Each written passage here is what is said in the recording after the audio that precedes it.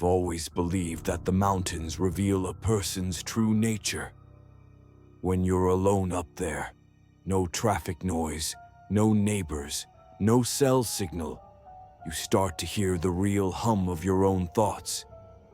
That's why, last October, I decided to take a solo hike through the eastern side of the Wind River Range in Wyoming.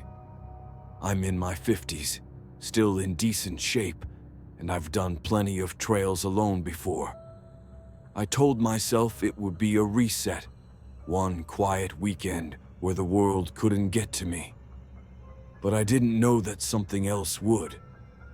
The first day felt normal.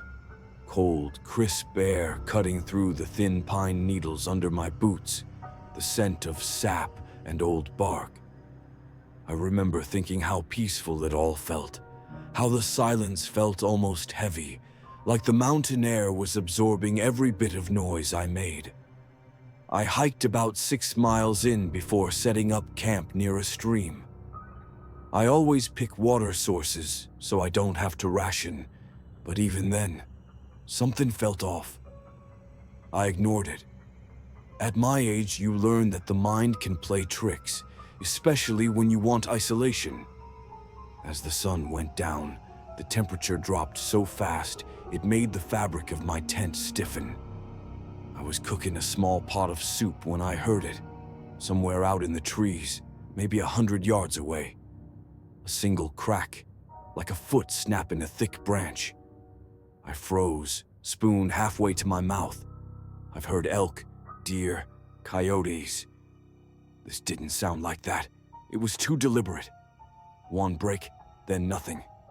No bedding down, no snorting, no hoof sounds, no padding across the brush. Just the break. I tried to brush it off, told myself it was probably a dead branch giving in to the cold. But I couldn't shake the feeling that someone had stepped on it. That night, I didn't sleep well. The wind kept hitting the walls of my tent, like something brushing against the fabric from outside. Every now and then, I thought I heard movement, light, slow, as if something was circling the campsite. I kept checking the zipper to make sure it was shut all the way. It wasn't fear, exactly. Just a tightening in my chest, like my instincts were trying to say something before my brain understood the message. Early the next morning, I noticed something strange. The ground around my tent looked disturbed, not like an animal had passed through, but as if someone had walked around in a slow, looping path. The prints weren't clear enough to identify, just faint depressions in the pine needles, but they circled my tent twice before heading back toward the tree line. I don't scare easily, but that made the hair rise on the back of my neck. I kept staring at those faint paths, trying to convince myself I had accidentally made them the night before. But the spacing wasn't right. The stride was longer than mine, and heavier.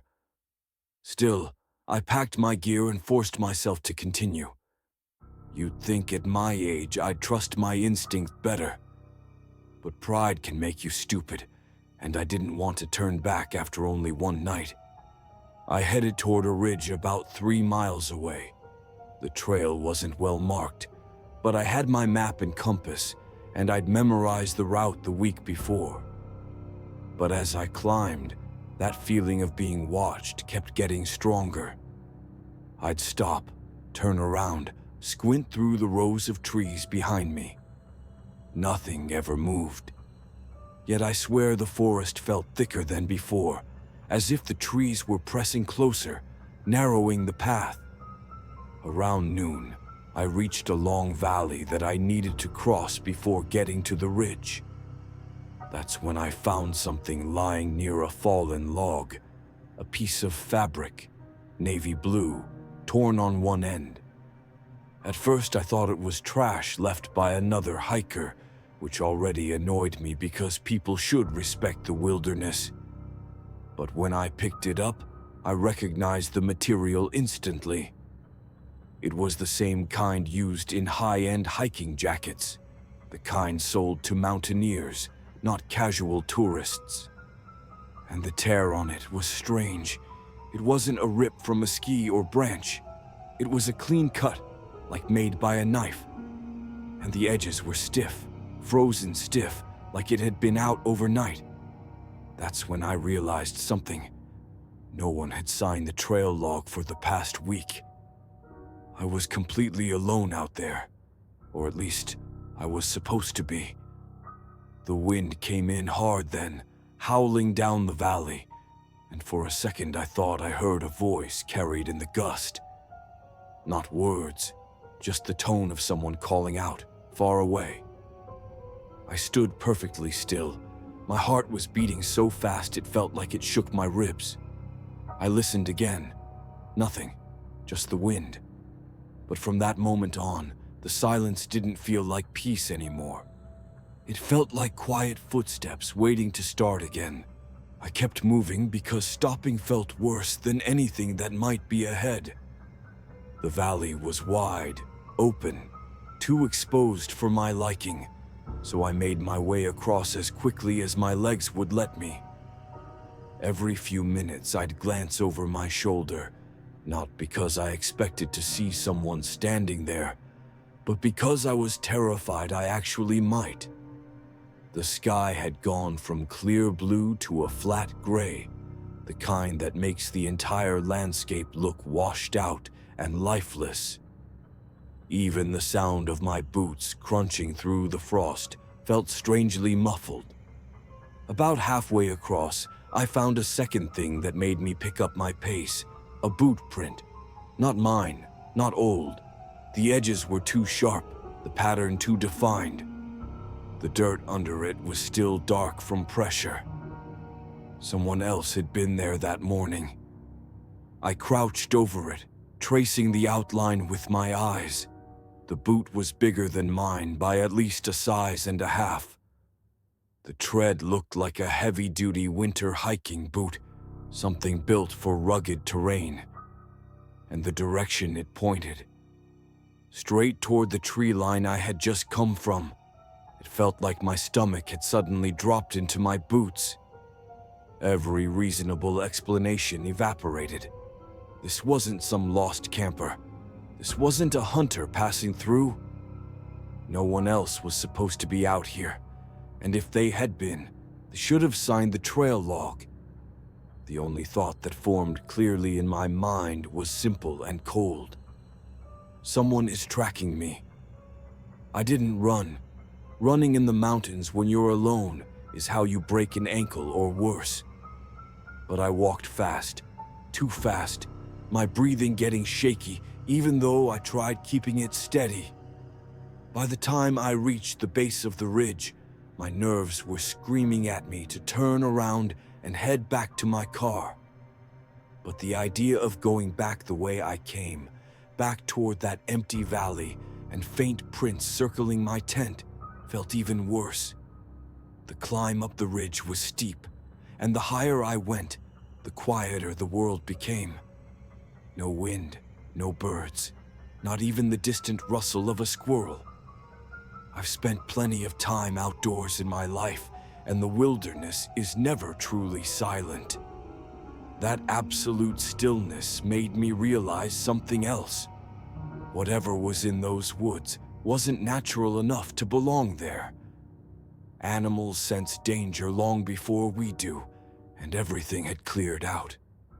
When I reached the top, I finally stopped to catch my breath. The ridge offered a view of the forest below, stretching out in dark, endless waves. I scanned the valley where I'd walked, looking for movement, shadows, anything. And for a long moment, I saw nothing. Until I noticed a flicker of color near the line of pines, something dark, something shifting. I squinted, leaning forward, trying to make out a shape. It wasn't moving like an animal. It stood completely still, long, upright, too tall. My heart skipped, and then the shape stepped back, slowly, into the shadows and vanished. A chill went through me so deep I felt it in my bones. There was no denying it now. Someone was following me. I don't know how long I stood there, staring at the trees, waiting for that shape to come back out. Eventually, the cold forced me to move. I tightened the straps on my pack and continued along the ridge, planning to head toward a marked campsite about 4 miles northwest. It was the closest place with man-made structures, a small shelter built near the trail for emergencies. I told myself, if I could get there before dark, maybe I could barricade myself in for the night and wait until morning to make the full trek back to my car. But the ridge trail wasn't as simple as it looked on the map. Parts of it had eroded, sections narrowed to less than a foot wide, with drops on either side that would make anyone uneasy. I stayed close to the wall of rock as much as possible, trying not to look down. At one point, a rock loosened under my boot and slid down the side. The sound of it bouncing and cracking echoed all the way through the valley below. I watched it fall until the noise faded, but then another sound followed it. A second stone from above me, like something or someone had just dislodged it. I whipped my head up. Nothing on the ridge above, just boulders, moss, and jagged edges of stone. But the sound had been too clean, too direct. It wasn't part of a natural slide. It sounded like a deliberate step. My heartbeat was thundering by then. I could feel it in my throat. I kept moving, slower this time, listening to every small noise. And the strangest thing began happening. Every time I stopped, I thought I heard another stop behind me. Not close, not loud, just faint enough to question my sanity. The kind of sound you'd only hear if you were already listening for it. By late afternoon, the temperature had dropped again, and the sky had turned darker. Thick clouds rolling in like the mountains wanted to swallow the sun early. I was still 1.5 miles from the emergency shelter, but the forest below was already sinking into shadows. I needed to get there before visibility got any worse. That's when I heard it. A voice, clear, low, drawn out in a way that didn't sound right, like someone was trying to speak through cold lungs. Hey there. I froze mid-step. My blood turned to ice. It came from the trees below the ridge, drifting upward like fog. Hey, come here. Not a shout, not a call for help, just a slow, coaxing invitation, as if the speaker didn't want anyone else to hear. I stood perfectly still, too afraid to breathe, because the voice wasn't familiar, yet it sounded like it knew me. And then, as the wind shifted, I heard my name. Spoken exactly the way my late father used to say it. When I heard my name float up from those trees, spoken in my father's voice, a voice I hadn't heard in over 20 years, I felt everything inside me go hollow. There's a specific kind of terror that hits you when something impossible happens. It's not like fear of a bear or a person with bad intentions. It's a cold, paralyzing disbelief, because your brain doesn't know where to put it. I stood there, gripping the rock wall beside me, trying to make sense of what I'd just heard. My father had passed away in 1998. There was no question. I'd buried him. I'd watched the casket lower into the ground. And yet somehow, that voice, his voice, was drifting up from the darkest part of the trees below, calling to me the same way he used to when I was a kid, wandering too far from the campground. At first, I tried to reason with myself. Maybe it was the wind shaping a sound. Maybe it was someone else down there, someone who coincidentally sounded like him. But even as those thoughts crossed my mind, I knew they were lies. The voice hadn't been distorted or carried strangely. It had been clear, too clear, like someone standing just out of sight. I backed away from the edge of the ridge slowly, never turning my back to the trees. My heart was pounding so hard my hands were shaking. When the voice drifted up again, soft, coaxing, almost amused, I almost lost my footing. "Come on, you're all right. Come here, son." Son. My father never called me by my name unless he was worried. But son? That was his everyday voice, his calm voice. Hearing it out here, in the thin cold air of a Wyoming ridge, nearly made my knees buckle. I forced myself to move, not quickly, just steadily, quietly, keeping my breath shallow so the cold wouldn't carry them far. My mind kept repeating one thing: do not look back into those trees. I knew if I did, and if I saw anything at all standing there, my sanity would snap in two. The trail narrowed again, forcing me to press my shoulder against the rock wall. That's when I heard a new sound. Footsteps. Actual footsteps. Slow. Heavy. Crunching across the frost-covered brush far below, matching my pace almost perfectly. Every time I paused, the sound would pause too. Every time I took a breath, it was as if whatever was down there took one with me. I've experienced fear in my life. Car accidents, medical emergencies, moments where you don't know what comes next. But nothing has ever matched the pure animal panic I felt then. I had maybe 45 minutes of daylight left. The trail twisted along the ridge, and my best chance, the only chance, was the emergency shelter just ahead. I checked my map with trembling hands, barely able to read the markings. One sharp switchback, a steep descent, and half a mile across a narrow basin, and I'd be there. When I reached the start of the switchback, the forest below suddenly went quiet. Not normal quiet, the same suffocating silence from the day before, only worse. The wind died completely. The branches stopped moving. Even the dry grass stilled. It felt like the mountains were holding their breath, waiting for something. Then came the whistle. 3 soft notes, descending. Exactly the way my father used to whistle for me when I was younger. Something inside me snapped. I grabbed the rock face for balance, my vision blurring with tears I didn't even feel coming.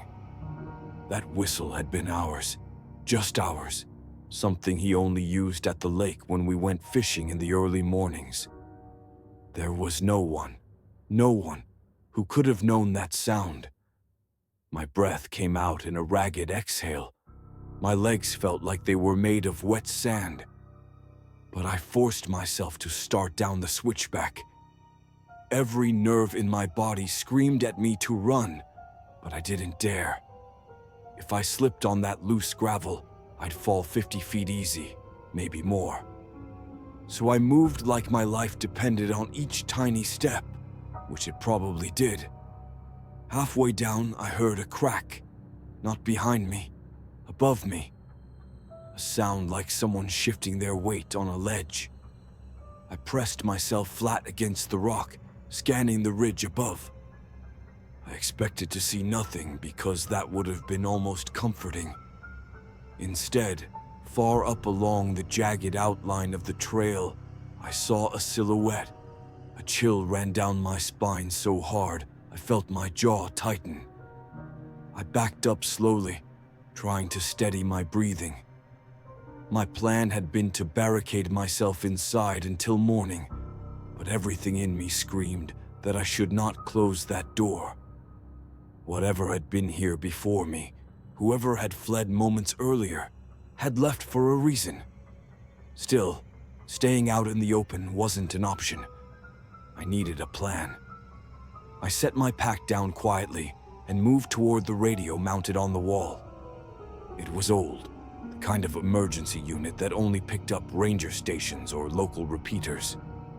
I turned the dial slowly, listening for any crackle of life. Nothing, just static.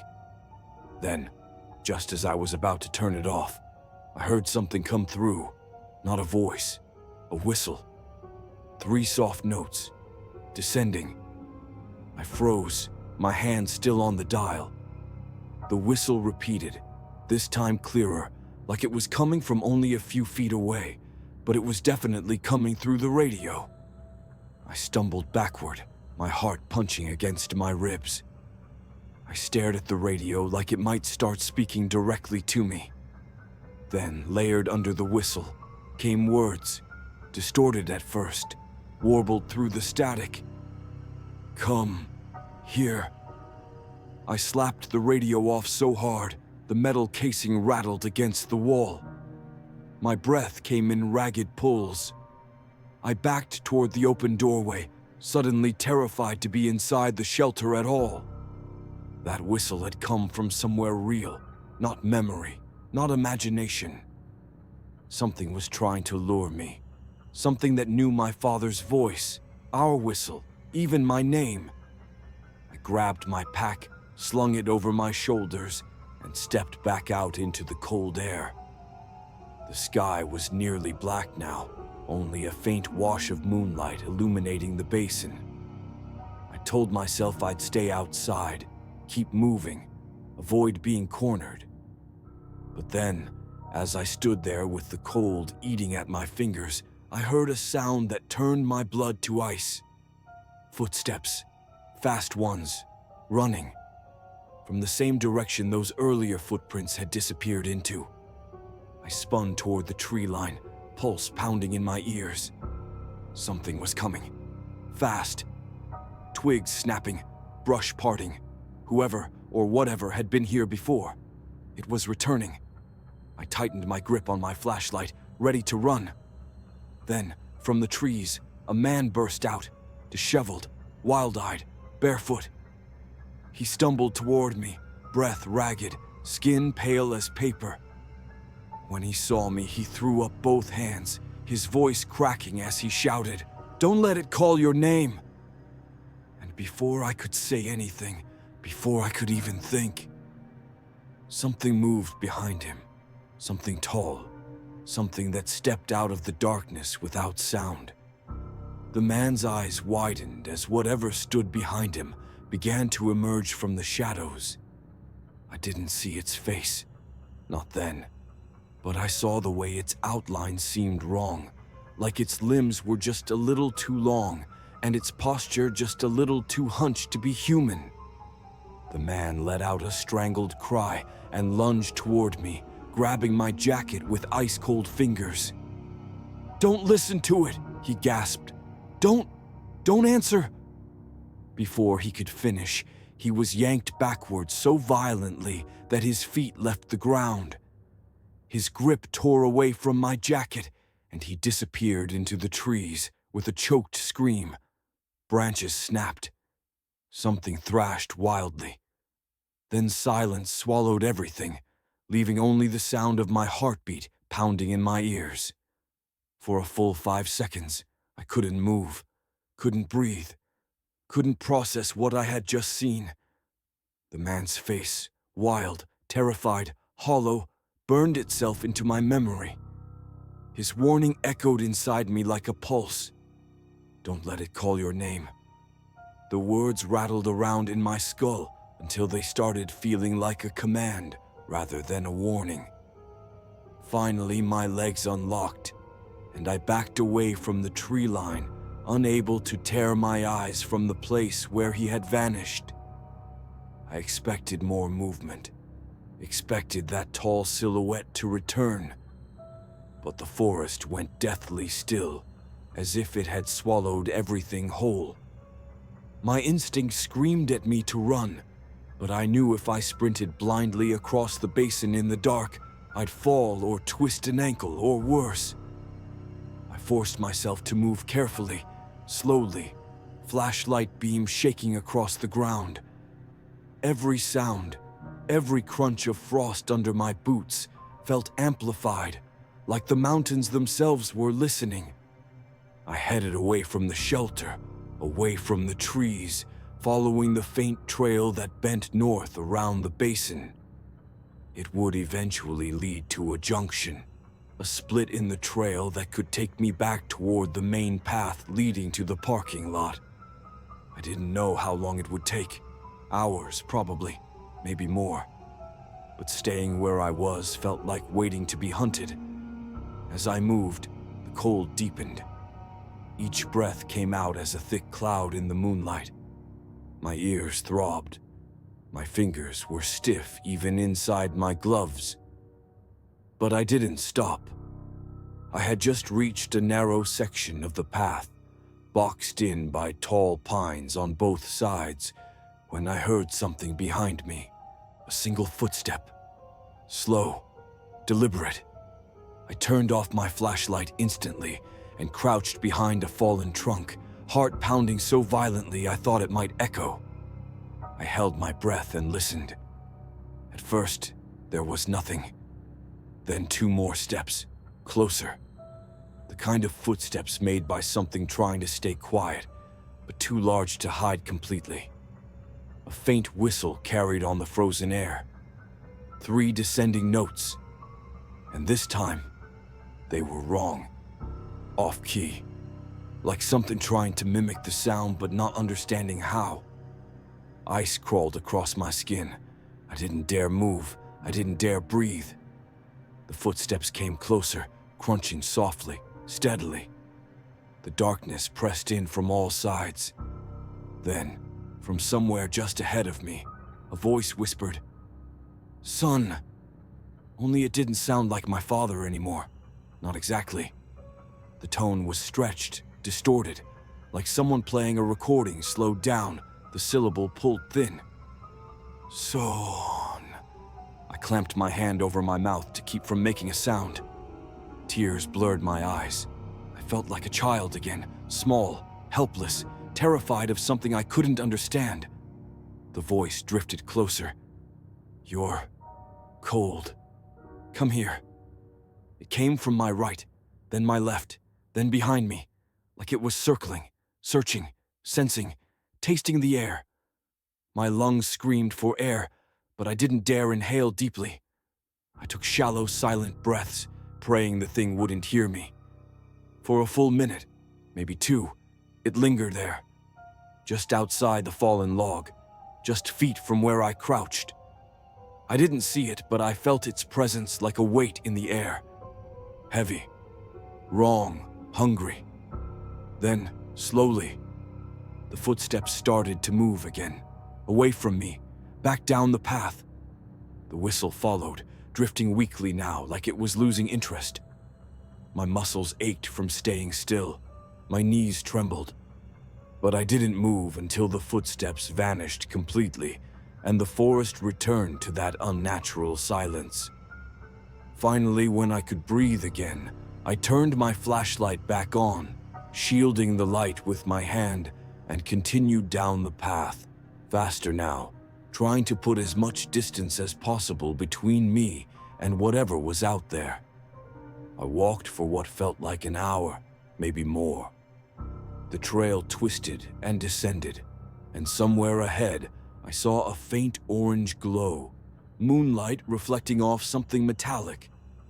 As I got closer, I realized what it was. A trail marker. The junction. Relief crashed over me so hard, I almost collapsed. If I followed the left fork, it would take me back toward the main trail. If I could keep moving, if I could keep my senses, I might actually get out of this. But as I approached the sign, I saw something that stopped me cold. Scratched into the wooden post was my name, carved deep, fresh. The edges still raw, right beneath it, carved in a second line. "Come back." The letters were jagged, uneven, rushed, like someone or something had carved them while watching the path behind, waiting for me to arrive. My breath caught in my throat. I stepped back, then farther. My hand tightened around the flashlight until my knuckles hurt. Behind me, from the direction I'd come, a familiar whistle answered. 3 descending notes. Soft, close, and this time it wasn't trying to lure me. It was letting me know it had found me again. The whistle drifted through the trees with a cold, deliberate slowness, like it wanted to savor the moment. I stepped back from the carved trail marker, pulse hammering so hard I felt it in my teeth. My first instinct was to run, but my legs felt rooted to the ground. The darkness around me thickened, pressing in from all sides, as if the forest itself was waiting for me to make a mistake. I forced myself to turn toward the left fork, the path that would eventually lead back down toward the main trail. But before I could take a step, I heard something else. A breath, not mine, not wind. A long, slow inhale coming from somewhere beyond the marker, followed by a faint creak of snow shifting under weight. Whatever was out there was close, much closer than it had been before. I raised my flashlight, hand trembling, and swept the beam slowly across the trees. The pines cast heavy, jagged shadows, each one tall and narrow like silhouettes of people standing perfectly still. I couldn't see anything moving, yet every part of me knew it was there, just beyond the reach of the light, waiting for the darkness to swallow me whole. I backed down the left trail, walking as quietly as I could. My boots crunched softly through the frost, and every sound felt like it echoed for miles. The cold was biting harder now, the temperature dropping fast as the last pale wash of moonlight faded behind thick clouds. My breath came in quick bursts, fogging the air in front of me like smoke. After a few minutes, I heard it again. Footsteps. Slow, heavy, matching my pace. I snapped off my flashlight and pressed myself against the rough bark of a tree, heart thundering. I listened. The footsteps stopped too. A moment later, I heard the faintest dragging sound, like fingers brushing along the trunk of another tree. I shut my eyes, trying to steady my breathing. Then the voice came. Soft, close, wrong. "It's cold out here. You'll freeze, son." My stomach twisted violently. The voice was nearly perfect now, nearly my father's.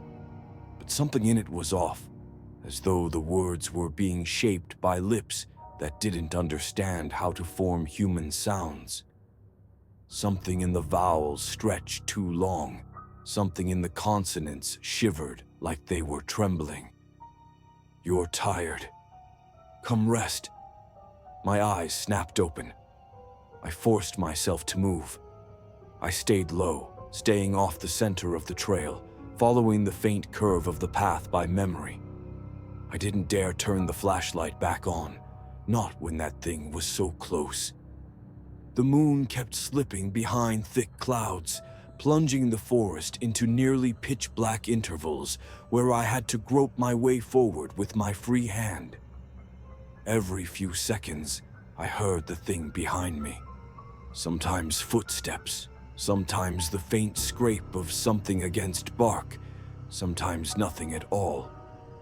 The worst moments were when it fell completely silent, because I knew that meant it was adjusting, moving differently, closing the distance in some way I couldn't hear. The trail eventually began to slope downward more sharply. That meant I was nearing the lower valley, the part of the mountain where the trail broadened again. If I could reach that, I'd have more room to move, more visibility, a chance to think. But the descent was steep, and the loose gravel made every step risky. I moved slowly, careful not to slide. Then I felt it. A breath, warm, on the back of my neck. I froze. The hair on my arm stood up so fast it hurt. My heart felt like it simply stopped. Another breath, closer this time. I didn't think, I just lunged forward, practically throwing myself down the slope. Gravel slid under my boots, sending me skidding halfway down the incline before I managed to grab hold of a root sticking from the dirt. My shoulder jerked painfully, but I held on and regained my footing. I spun around, scrambling backward, shining the flashlight wildly now. Nothing, just trees, cold air, silence. But I knew it was there. I could feel it like a weight pressing into my chest. I could feel its attention on me, heavy and hungry. I stumbled my way to the bottom of the slope, my legs burning, my lungs aching from the cold. The trail opened into a wider clearing, one I recognized from the map. If I kept going straight for maybe a mile, I'd reach a frozen creek that paralleled the main trail. From there, it was a long but direct path back to the parking lot. A faint hope sparked inside me. Then I saw something ahead on the trail that crushed it instantly. A figure, standing, still, tall. Its outline hit the beam of my flashlight for only a second before I jerked the light away on instinct, my body reacting before my mind caught up. The shape had been wrong, too tall. Shoulders slumped forward, one arm longer than the other, its head tilted at an odd angle like it wasn't fully attached. My breath shook violently. I backed away, keeping the flashlight low to the ground. My mind raced, searching for another route, any route. But the forest was dense on both sides, clogged with underbrush and fallen trees. That thing was blocking the path. Then something happened that haunts me more than anything else that night. It spoke.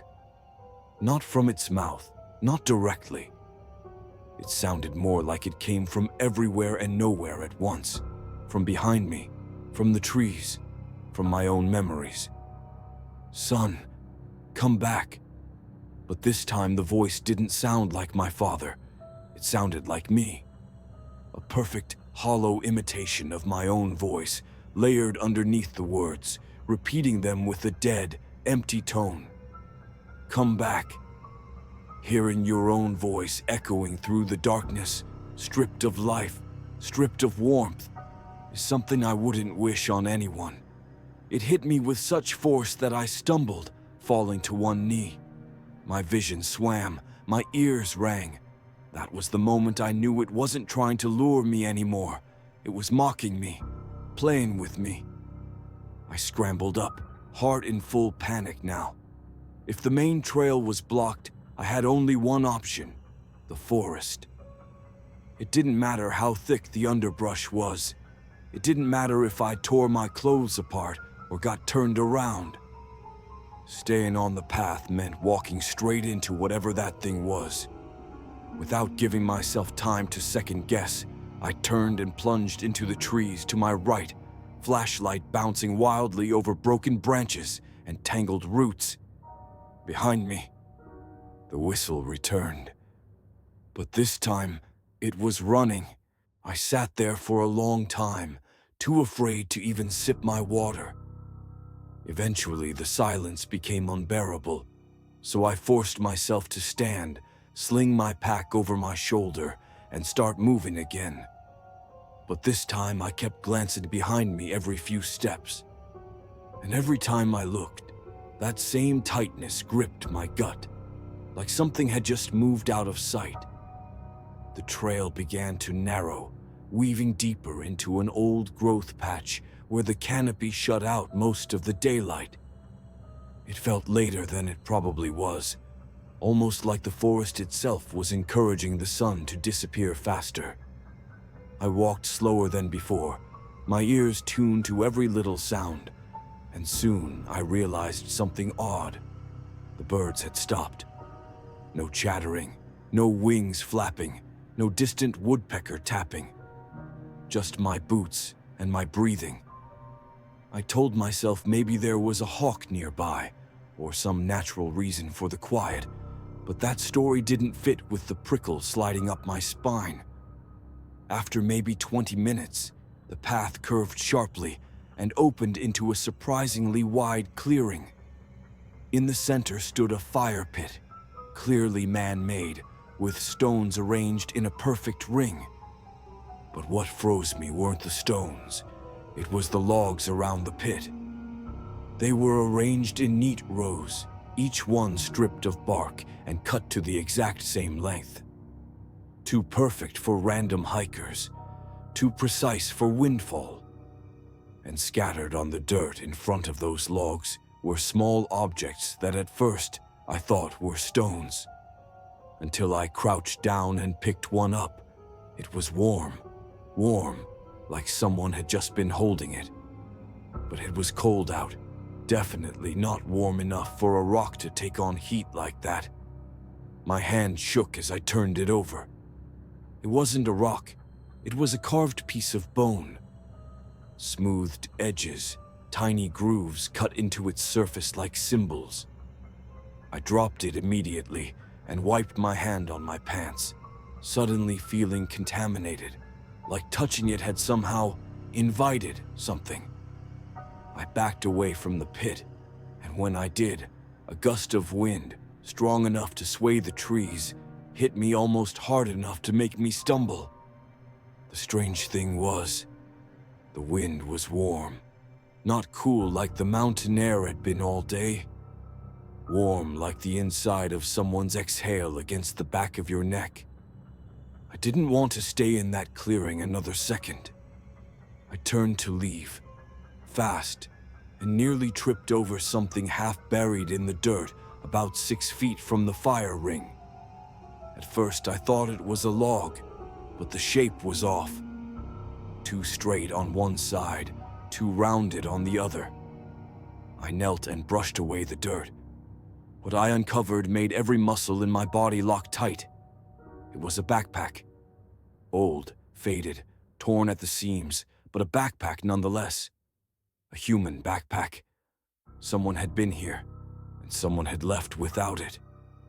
I swallowed a lump that suddenly felt like stone and carefully pulled it free from the ground.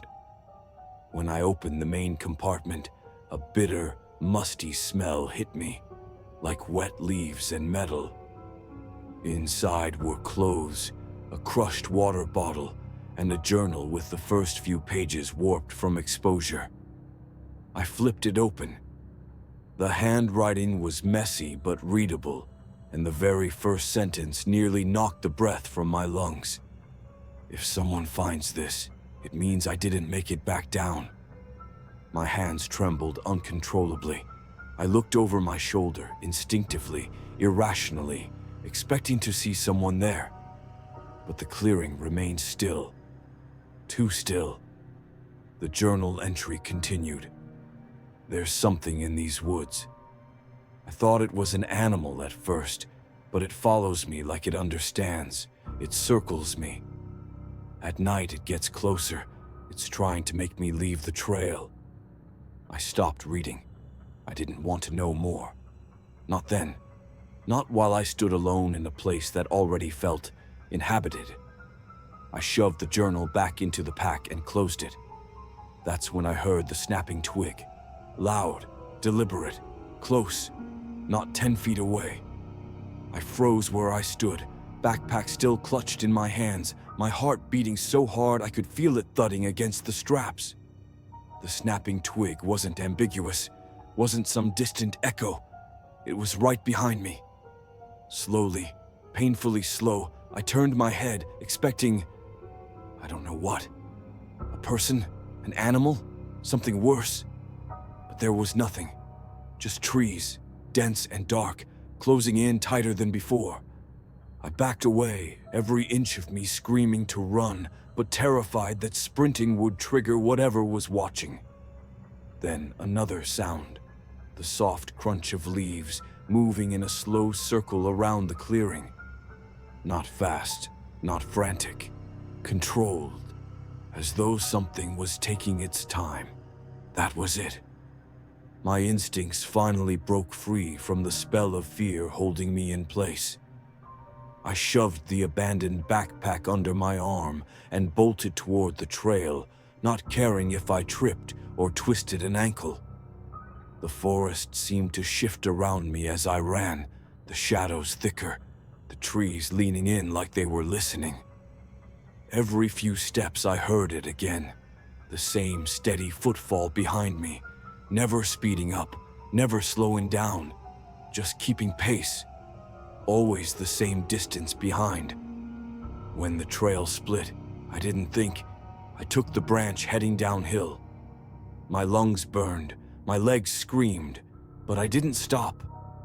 At some point, the footsteps behind me faded, swallowed by the wind or the blood roaring in my ears. Only when I burst out onto a wider stretch of trail and saw a wooden sign, one I recognized from earlier that morning, did I let myself slow down. Not stop, just slow enough to breathe without collapsing. I reached the ranger station just before dusk.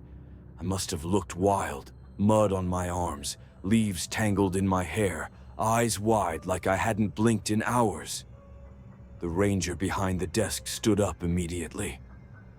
"Sir, are you injured?" he asked. I shook my head and dropped the old backpack on the counter. I found this," I said. "Someone left it behind." His reaction was immediate. He stiffened, eyebrows pulling together. "Where did you find that?" he asked, voice tighter, lower. When I told him the location, he swallowed hard and nodded to another ranger, who disappeared into a back room. The remaining ranger sighed heavily and looked at me in a way that made my stomach drop. "That backpack belonged to a man who went missing up here 14 years ago," he said. "Search teams combed that area for weeks. They never found any sign of him." I felt cold, the kind of cold that sinks under the skin. "There's something up there," I managed. "Something that was watching me." He didn't laugh. He didn't question me. He just nodded slowly, like he'd heard this before. "We get reports sometimes," he said quietly. "Not often, but enough to know when someone's telling the truth." He slid the backpack closer to him and closed the journal inside. "You did the right thing getting out when you did. People who stay after they feel watched." He stopped himself and shook his head. "They usually don't come back down." Before I left, I asked him one last question. I shouldn't have, but I needed to know. "Do you think he's still up there?" I asked. The ranger looked out the window toward the tree line, where the last light of day bled into darkness. His voice was barely above a whisper. "I don't think he ever left."